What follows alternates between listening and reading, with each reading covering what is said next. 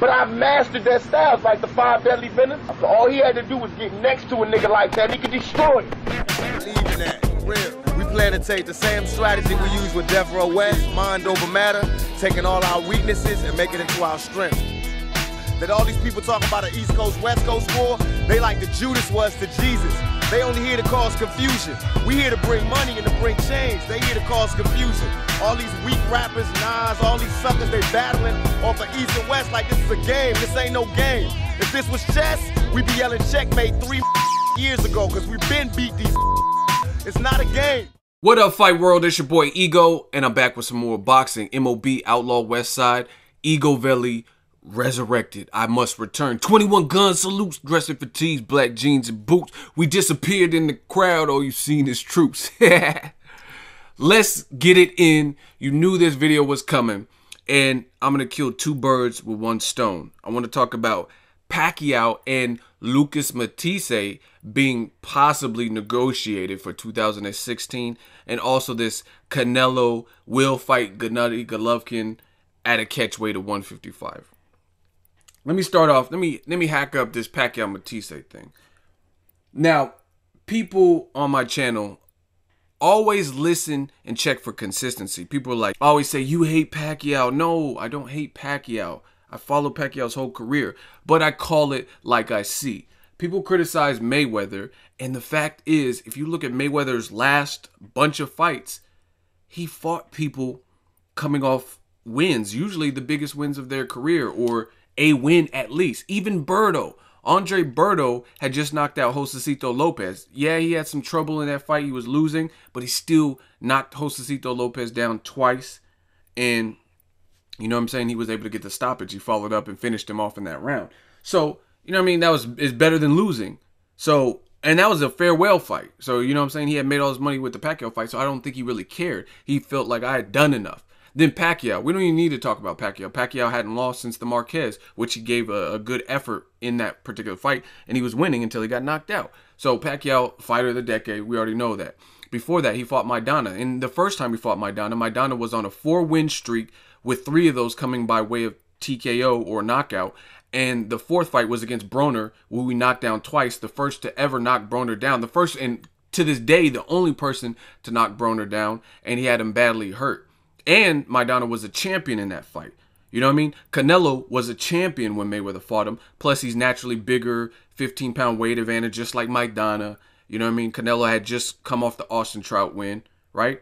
I could do this all day. Even Robert Guerrero, which is a fight that, you know what I mean? People were like, oh, why is he fighting Guerrero? Guerrero was still an interim champion, hadn't lost in some years, had beat Berto, who he was an underdog against, and he had beat an undefeated Selçuk Aydin after a 2-year layoff because his wife had cancer and jumping up to weight division. So you got to give credit where credit's due. All these guys were coming off wins. Mosley coming off a beat the shit out of Margarito win, right? So when we fast forward to the future and people say, oh, you hate Pacquiao. It's not that I hate Pacquiao. It's just I call him out for the things that I don't agree with. And the thing is, Pacquiao, some of his fights are inflated and people don't want to look at the actual facts. If he were to fight Matthysse, hold on, let me save Matthysse for a second. Let's look at his other fights before that. Mayweather, okay, that was a good fight, solid fight. Mayweather undefeated, pound for pound #1 dude at the time. Cool.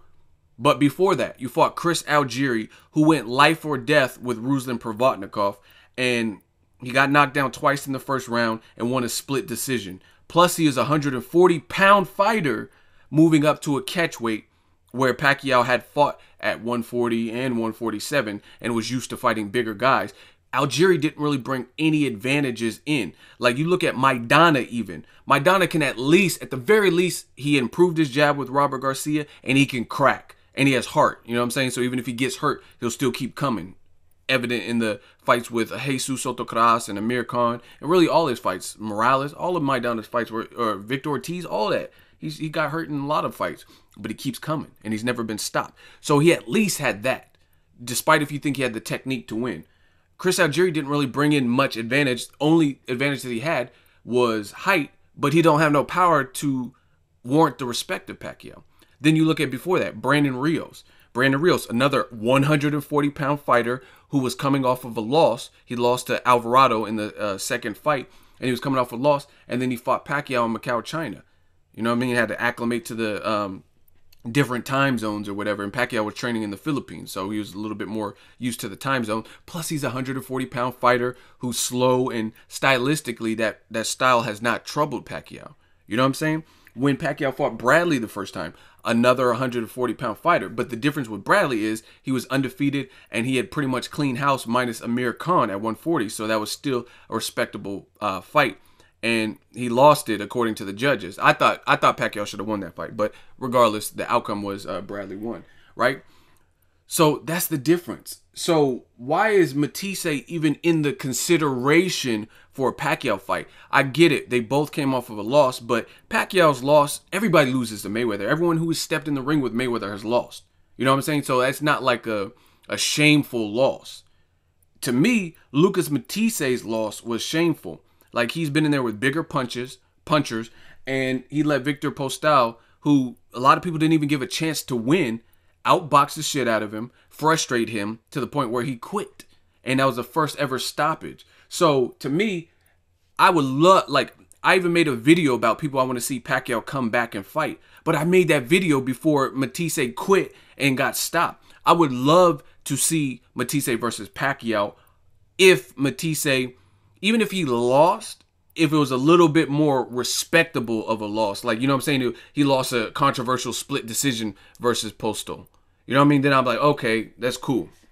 But I don't know where Mathisse's confidence is, because he didn't look like the machine in his last fight. So to me, the fight now is stale. That's a pathetic fight to make at this particular point.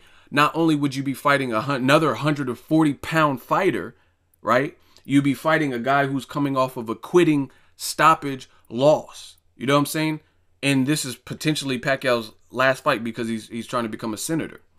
Why would I be okay with that? You know what I'm saying? Like, at the very least, Berto at least got his bearings with the stoppage win, so his confidence should have been a little bit better than knowing he quit. You know what I'm saying? If Mayweather fought Berto after he got stopped by Jesus Soto Caras in the 12th round, then that'd be something different. But to fight a guy immediately upon a stoppage loss, who knows where their confidence is? He didn't look like the machine. Like I said, the machine got unplugged. And people wonder why there's this asterisk kind of by Pacquiao's name. And it's simply because, like, you lost to Mayweather. You didn't take your lumps like a man. You made all these excuses, my shoulder. Then you say you won the fight, and then you said you would have won if your shoulder. Then it happened before. Then it happened during when you start getting sued. Salt water. It just got really sloppy. And I look at Pacquiao. He's a hell of a fighter. He's a great fighter. But a lot of Pacquiao's wins have some type of weight stipulation. Some type. Whether it's a catch weight, making a guy like Margarito fight at a catch weight. You know what I mean? Or a guy who's a 140-pounder coming up in weight where he has already had experience at that weight. You know what I'm saying? Like, look at Danny Garcia. Danny Garcia is a 140-pound fighter. His first fight, he fought Paulie Malignaggi off a long layoff and was coming off of a loss. Now, I told you in that post-fight, yeah, Danny Garcia did his thing, but, I mean, realistically, that doesn't really move him atop of the welterweight list. That was like a introduction to the division type of fight. You know what I'm saying? You got to beat one of the top dudes to warrant that. You know what I mean? For me to say Danny Garcia is one of the best welterweights. He's a good fighter, but I got to see more. You know what I'm saying? And Pacquiao beating 140-pounders when he's had experience at 150 plus and 147 is not all that impressive, especially when some of the 140-pounders like Brandon Rios are coming off of losses, like Matthysse, if he were to fight him. So, again, break it down. You guys tell me in the comment section who Mayweather fought that quit and got stopped in their fight right before Matthysse, or excuse me, right before Mayweather fought him. You know what I'm saying? And you won't find nobody like that. You know, at least in his recent fights. Even Miguel Cotto, some people say, oh, Cotto was damaged when he's fighting Mayweather. He was a damaged goods. Margarito and Pacquiao beat the shit out of him. He wasn't the same. If that's the case, then why do we want to see Cotto versus Canelo? Why are a lot of people picking Cotto to beat Canelo if he was damaged goods in 2012 or whenever Mayweather fought him? You know what I'm saying? That's how I know some of y'all are full of shit. You say he was damaged good years ago. Now he teamed up with Freddie Roach and he's just reinvigorated and he's a different fighter. Yeah. Like, that just sounds stupid. You don't go from damaged goods to brand new. You know what I'm saying? If you were damaged goods years ago, then you're just going to stay damaged goods. But the fact of the matter is, Cotto wasn't damaged goods. He was always a good fighter. He stepped in the ring with somebody who was more athletic than him and had the speed like Pacquiao, and then someone who most likely cheated in Margarito.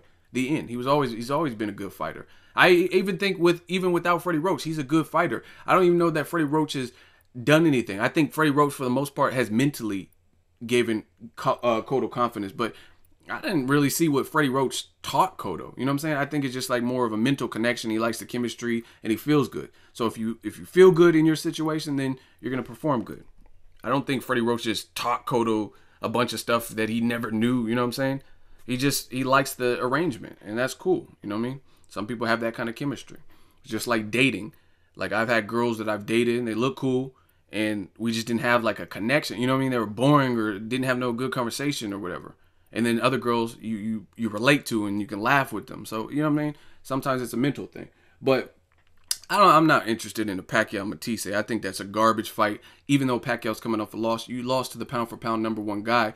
And Team Pacquiao specifically said we want to put Pacquiao in with someone tough. We're not going to put him in like soft. You know what I mean? Like a Humberto Soto or somebody that he would like be a 50-1 underdog. So to me, a Lucas Matthysse fight is not appealing based on what happened in Matthyse's last fight. Had that not happened, then I would embrace this fight and have no problem with it. But to see another 140-pounder, namely off of a loss, not interested. And again, if Pacquiao does fight him, then you know what I'm saying? It's kind of like a asterisk over what Pacquiao's doing, just because there's always some kind of weight stipulation. But like I said, even Mayweather Cotto, when people were saying he was damaged goods, Cotto he was on like a 3-win streak with a couple of knockouts, and then he also fought Margarito and avenged that loss and stopped Margarito, sent him into retirement. So that had to feel good for Cotto, and that was the fight right before Mayweather fought him, and he fought him at 154, and Cotto's like mass-wise bigger than Mayweather. So let me talk about Canelo Triple G. Same bullshit, man. Canelo's been fighting his last couple fights at a catchweight, and I really like Canelo. But he's been fighting since Angulo or whatever. Everything. Mayweather was a catchweight. They argue over who initiated that catchweight. But people that hate Mayweather, they're like, oh, catchweight, this is ridiculous. Not realizing that Canelo, every fight that he's had since then has been at a catchweight. From Angulo to Lara to Kirkland to Cotto. And now he's saying on top of that, that Triple G, a middleweight and a middleweight champion, if he wants to fight, he has to fight him at 155. Now, this is where it gets tricky, because the game is so fucked up to the point where it's like everybody, like, you know what I'm saying? People play sides, but everybody's damn near guilty of the same shit. Like, and it's just people play favoritism. So if it's your fighter doing it, you're okay with it. Case in point. Like, I can make an argument like, okay, Canelo just did his 30-day weigh-in and he weighs almost 170. He weighs like 168 or something. And he has 30 days to lose 7-8 pounds or whatever. So why do you need to fight Triple G at 155 if 30 days before your Cotto fight, you're close to 170? So obviously you're bigger. And he's saying in interviews, not for another 1 or 2 years, he won't be ready to go to middleweight. So why are you going to just keep making your own weight division at 155, right? Then, as much as I have sympathy for Triple G in that situation, I don't. Because at the same token, you could look at Triple G's antics. And he tried to fight Andre Ward at a catchweight of 164. So you were willing to fight big-ass Chavez Jr., who's aggressive, style-wise, good body puncher. You were willing to fight a brawler with a hell of a chin, Carl Froch, at the full 168. And when it came to Andre Ward, the most skilled out of the bunch, like, I don't know anyone that would pick Chavez Jr. to beat Ward. And Ward already beat Froch, right? So you pick the most decorated, the undefeated guy, and say, you know what? Even though he's pillow-fisted, like people say, or he doesn't hit as hard, he's not a warrior style like Carl Froch. We want to impose like a weight stipulation and a catch weight on him. Why would you impose a weight stipulation on the least threatening puncher, the guy who stylistically is not going to keep coming forward with the hell of a chin and that warrior style that people always talk about? Why would you impose a stipulation on the quote-unquote runner or the boring clinch master? You know what I'm saying? In Andre Ward. Then, to add icing to the cake, he says he was willing to fight Mayweather and he'll drain himself, drop down to 154 for Floyd Mayweather Jr. So then I look at it and I'm like, okay, Canelo wants to fight him 1 pound above what he was willing to fight Floyd Mayweather, which is 155. And that's a good fight that I would love to see Canelo versus Triple G, right? So I'm kind of torn. Like, Triple G said he'll fight Mayweather. Why not fight Canelo or Cotto or the winner of that fight at 155? You know what I'm saying? So it's like every camp is playing the same game. They're all jockeying for position. They are all trying to get some kind of leverage or advantage. I'm the A side. And then Triple G does 150,000. You said you're the A side and you're just so much more popular than Andre Ward. You had a pay-per-view that cost less than $50. It was $49.95. And you only did 150,000. I understand it was your first pay-per-view, but you had a solid card and it was cheaper than most. Meanwhile, Floyd Mayweather versus Andre Berto, which was a fight that got nothing but bad press. Boxing writers went in like, oh, why is he fighting Berto? We thought this was a joke. He said Mayfield or Berto. I can't believe he really picked Berto. This is a disgrace. This is ruining boxing. And that was like $70, $80 for that. And it still did better than Triple G versus Lemieux, which was $49.95. So you guys do the math on that. So realistically, it's hard to feel sorry for any of these guys, man, because they're all in some way kind of doing the same thing. Canelo's like, why should I budge? I'm the A side. I do more than 150,000. You know what I'm saying? But then at the same time, he's making his own rules fighting at a catchweight. Then Triple G and the team, they're imposing catchweights on Ward or saying we'll drop all the way down for Floyd Mayweather, the smallest out of Cotto, Canelo, and Mayweather. Mayweather's clearly the smallest and probably the least threatening puncher out of the three. And Triple G wants to fight him, right? But he doesn't want to fight Cotto or Canelo at 155. He wants them to come to the full 160. So it's like, realistically, all these dudes are trying to make their own rules, right? So it's kind of hard to empathize. Like, if one guy had a standpoint and that was just across the board how he felt, or him and his team, and it was a congruent, consistent message, I can be like, okay, I understand what Canelo's talking about. But realistically, I don't, because I don't understand all these dudes. Canelo saying, oh, we never wanted a catchweight versus Mayweather. And now every fight since Mayweather, you've had a catchweight. Now you're saying Triple G has to fight you at a catchweight. Then Triple G is like, I'm the middleweight champion. I want to unify. But Ward, I'll fight him only at a catchweight. But you didn't want a catchweight with Chavez or Frach. Or we'll go down to 54 for Mayweather, but we're not going to go to 55 for Cotto Canelo. So, you know what I'm saying? It's all a big game and all politics. EGOVELI speaks. Let me know what you guys think of this whole situation. Pacquiao, Matthysse, garbage. Basura, that's horrible. I don't want to see that next. Matthysse quit. I don't want to see two losers fight. And if they do fight, and the reason I'm not calling them losers as people, I'm saying they lost in their last fight. And if they do fight, right? This shouldn't be on pay-per-view. They need to put it on PBC. Work out a deal with Al Heyman. Call Heyman up and say, we want to get our fight on free TV, because people don't want to pay to see two guys. Like, why do I want to see that? You know what I'm saying? And then people had the audacity to complain about Berto, who at least, at the very least, even if you gave Berto no chance, he at least is bigger than Mayweather, younger than Mayweather, and was on a win.